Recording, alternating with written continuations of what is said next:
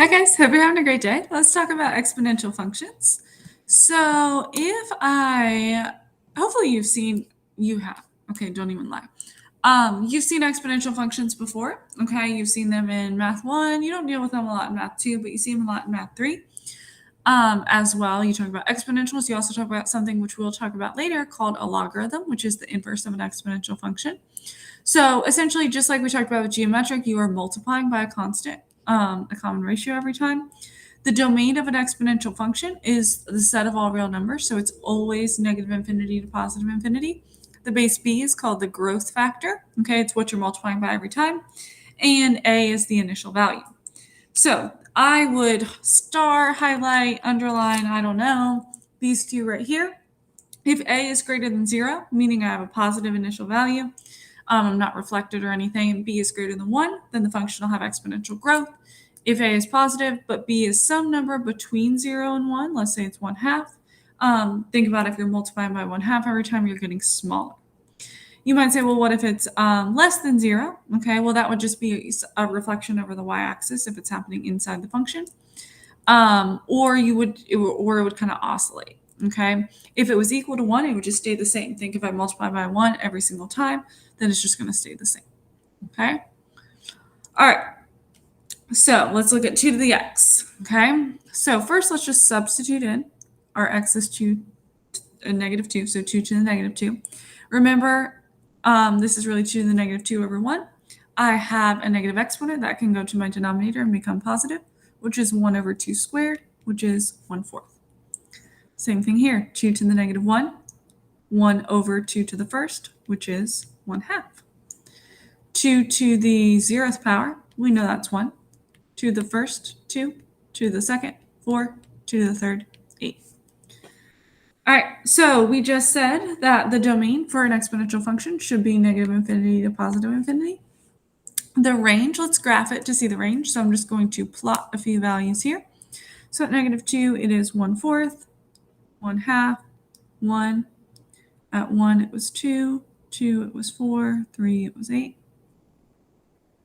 So it looks something like this. So you may remember that this has a horizontal asymptote at y equals 0. Okay, we'll talk about the end behavior of that in just a second. So the range of this is going to start at 0, not included, because that's a horizontal asymptote to infinity. If I were to shift this graph up and down, that would change the horizontal asymptote, which would change the range. I'm going to write this end behavior in limit notation just so we get used to that. So the limit as x approaches negative infinity of f of x. So negative infinity is what's happening on the left side. It is approaching my horizontal asymptote of 0. Limit as x approaches positive infinity says what's happening on the right side. It is going up to positive infinity. Okay, so that's where you kind of have to read. Remember, in rational functions, they would kind of both ends would approach that horizontal asymptote. But in a rational function, or in an exponential function, one side will go to the horizontal asymptote and one side will either go to positive infinity or negative infinity. All right, we said the horizontal asymptote is y equals 0. We have an intercept at 0, 1. There's no x-intercept because it's never going to cross that x-axis. And this is concave up. What a review of concavity. Okay, if we think about that, remember that means the rate of change is increasing. It's kind of opening upwards. It's not going to switch concavity. If I had something like this, that would be concave down. Okay. All right, so let's look at a few tables. Go to example number 5. All right, we want to determine the formulas. We want to compute the average rate of change and the ratio of consecutive outputs. Okay, so let's just focus right now on writing the formulas. Let's determine if it's exponential growth or exponential decay. So this one, okay, I know it seems like common sense, but just make sure we got it. Our y values are increasing, so that would be exponential growth.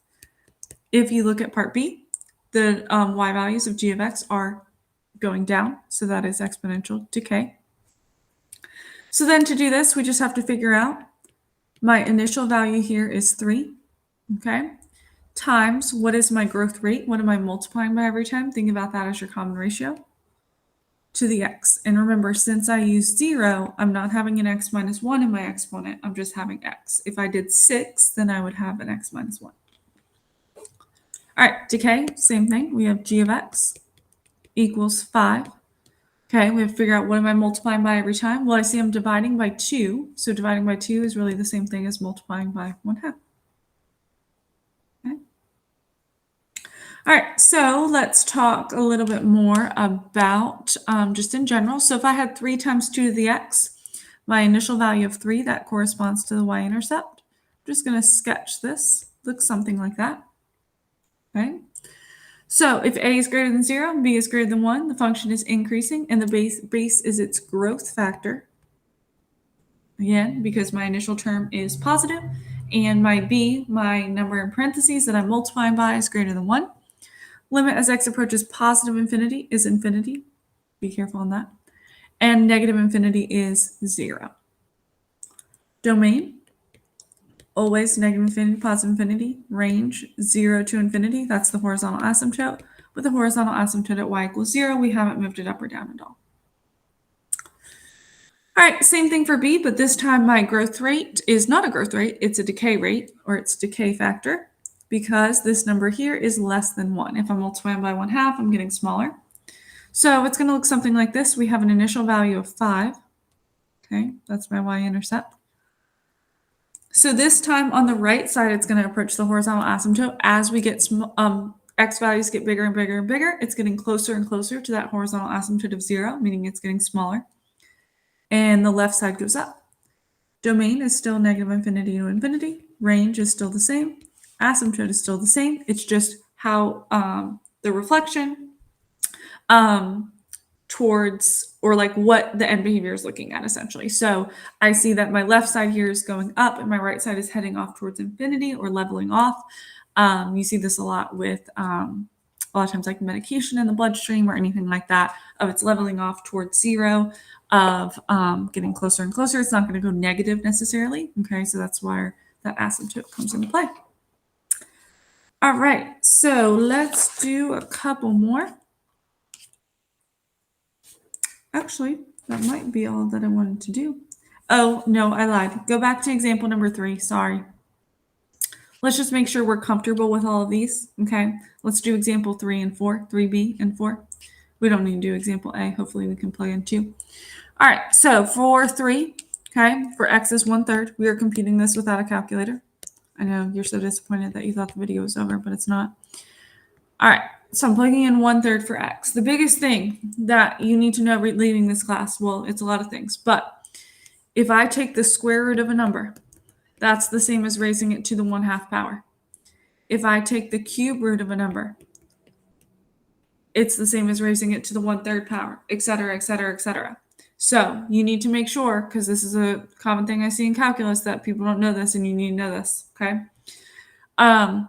When I see something written to the 1/3 power, you could also think about that as the cube root of 8. We do need to know cube root of 8 without a calculator. It's 2. 2 times 2 times 2 gives me 8. So I have -5 times 2 equals -10. Okay, again, raising to the 1/3 power, so be able to go back and forth. Cube root, 1/3 power. Square root, 1/2 power. All right, then let's look at example 4. This one's just kind of saying it in words, so make sure we understand what this means. All right, find an equation and fill out the table. So value of g at x equals 0 is 3. The output value of g doubles for every 1 unit increase in the input. So this is saying as x increases by 1, y doubles. Okay, output is y, input is x.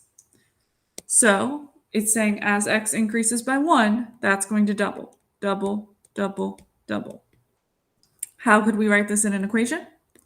Really put g of x, same thing. 3 times 2 to the x. Okay, 3 is the initial value, 0, 3. I'm doubling. 2 is my growth factor to the x power. Okay, now we're really done. Okay, so exponential functions, make sure you know how to work with negative exponents. Make sure you know your exponent rules as well. We'll work with those again in next video.